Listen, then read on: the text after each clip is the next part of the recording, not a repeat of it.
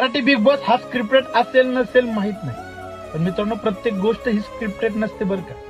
काही गोष्टींमध्ये माणसाच्या भावनेचं, संस्कृतीचं आणि माणुसकीचं दर्शन घडत असतं.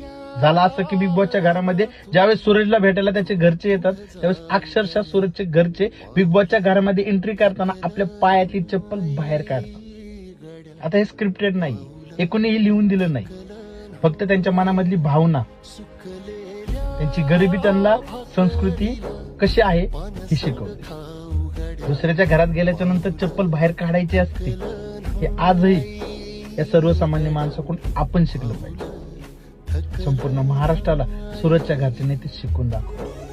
खरंच सूरज जेवढा भोळा बाबडा आहे त्यापेक्षाही जास्त भोळी बाबडी त्याची घरची माणसं आहे.